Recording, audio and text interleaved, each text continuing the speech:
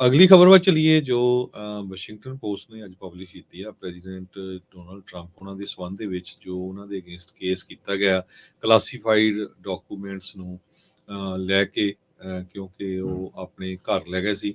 ਸੋ ਉਹਦੇ ਸੰਬੰਧ ਦੇ ਵਿੱਚ ਜੱਜ ਨੇ ਹੁਣ ਟਰਾਇਲ ਡੇਟ ਮਈ 2024 ਰੱਖ ਦਿੱਤੀ ਆ। ਸੋ ਮਈ 2024 ਬੜੀ ਇੰਪੋਰਟੈਂਟ ਡੇਟ ਆ ਕਿਉਂਕਿ ਪ੍ਰੈਜ਼ੀਡੈਂਟ ਡੋਨਾਲਡ ਟਰੰਪ ਕੈਂਡੀਡੇਟ ਹੋਣਗੇ ਰਿਪਬਲਿਕਨ ਪਾਰਟੀ ਵੱਲੋਂ ਐਜ਼ ਏ ਪ੍ਰੈਜ਼ੀਡੈਂਟ। ਤੇ ਉਸ ਟਾਈਮ ਤੇ ਸਾਰਾ ਕੁਝ ਇਹ ਵੀ ਡਿਸਾਈਡ ਹੋ ਚੁੱਕਾ ਹੋਊਗਾ ਕਿ ਕਿਹੜਾ ਕੈਂਡੀਡੇਟ ਰਿਪਬਲਿਕਨ ਪਾਰਟੀ ਦਾ ਹੋਊਗਾ। ਹੁਣ ਤੱਕ 5 ਜਾਂ 6 ਦੇ ਕਰੀਬ ਕੈਂਡੀਡੇਟਸ ਆਲਰੇਡੀ ਆ ਚੁੱਕੇ ਆ ਮੈਦਾਨ ਦੇ ਵਿੱਚ ਤੇ ਇਹਦਾ ਅਸਰ ਜੋ ਆ ਇਲੈਕਸ਼ਨ ਤੇ ਹੋ ਸਕਦਾ ਆ। ਸੋ ਪ੍ਰੈਜ਼ੀਡੈਂਟ ਟਰੰਪ ਦੀ ਟੀਮ ਨੇ ਇਹ ਮੰਗਿਆ ਸੀ ਵੀ ਜੋ ਇਲੈਕਸ਼ਨ ਹੋਣੀ ਆ 2024 ਦੀ ਉਸ ਇਲੈਕਸ਼ਨ ਤੋਂ ਬਾਅਦ ਇਹ ਟਰਾਇਲ ਜੋ ਸ਼ੁਰੂ ਕੀਤਾ ਜਾਵੇ ਤਾਂ ਕਿ ਇਲੈਕਸ਼ਨ ਦੇ ਵਿੱਚ ਕਿਸੇ ਤਰ੍ਹਾਂ ਦਾ ਜਿਹੜਾ ਇਹਦਾ ਅਸਰ ਨਾ ਹੋਵੇ।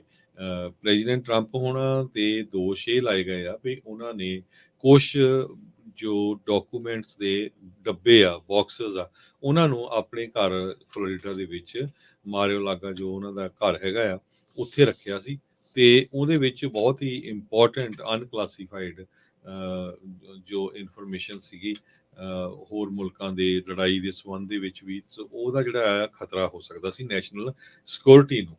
ਸੋ ਹੁਣ ਇਹ ਜੋ ਟਰਾਇਲ ਆ ਇਹ ਮਈ ਦੇ ਵਿੱਚ ਹੋਊਗਾ। ਯੂਐਸ ਡਿਸਟ੍ਰਿਕਟ ਕੋਰਟ ਦੇ ਜੱਜ ਆਈਲੀਨ ਐਮ ਕੈਨਨ ਉਹਨਾਂ ਨੇ ਆਰਗੂਮੈਂਟ ਸੁਣੇ ਦੋਨਾਂ ਹੀ ਸਾਈਡਸ ਤੋਂ ਤੇ ਹੁਣ ਮਈ ਦੀ ਡੇਟ ਮਈ 2024 ਦੀ ਡੇਟ ਆ ਉਹ ਰੱਖ ਦਿੱਤੀ ਹੈਗੀ ਆ। ਪ੍ਰੈਜ਼ੀਡੈਂਟ ਟਰੰਪ ਜਿਸ ਤਰ੍ਹਾਂ ਮੈਂ ਤੁਹਾਨੂੰ ਦੱਸਿਆ ਹੀ ਆ ਵੀ 2024 ਦੀ ਰਿਪਬਲਿਕਨ ਨੋਮੀਨੇਸ਼ਨ ਦੇ ਫਰੰਟ ਰਨਰ ਇਸ ਟਾਈਮ ਚੱਲ ਰਹੇ ਹੈਗੇ ਆ। ਸੋ ਬਹੁਤ ਸਾਰੇ ਲੋਕ ਇਹ ਸੋਚਦੇ ਸੀ ਵੀ ਜਿਸ ਹਿਸਾਬ ਨਾਲ ਪ੍ਰੈਜ਼ੀਡੈਂਟ ਟਰੰਪ ਹੁਣੀ ਮੰਗ ਰਹੇ ਆ ਵੀ ਦਸੰਬਰ 2024 ਤੋਂ ਬਾਅਦ ਜੋ ਡੇਟ ਰੱਖੀ ਜਾਵੇ ਵੀ ਜੇ ਉਹ ਜਿੱਤ ਜਾਂਦੇ ਆ ਐਜ਼ ਏ ਪ੍ਰੈਜ਼ੀਡੈਂਟ ਫਿਰ ਉਹ ਕੇਸ ਨੂੰ ਵਿਡਰਾਅ ਕਰ ਸਕਦੇ ਹੈਗੇ ਉਹਨਾਂ ਦਾ ਜੋ ਐਡਮਿਨਿਸਟ੍ਰੇਸ਼ਨ ਹੈਗਾ ਆ। ਸੋ ਇਹ ਦੇਖਦੇ ਆ ਵੀ ਕਿੰਨਾ ਕੁ ਇਹਦਾ ਜਿਹੜਾ ਅਸਰ ਪਊਗਾ ਆਉਣ ਵਾਲੇ ਸਮੇਂ 'ਚ ਇਲੈਕਸ਼ਨ ਦੇ ਉੱਤੇ ਜਾਂ ਇਸ ਡੇਟ ਨੂੰ ਫਿਰ ਅੱਗੇ ਐਕਸਟੈਂਡ ਕੀਤਾ ਜਾਂਦਾ ਹੈਗਾ।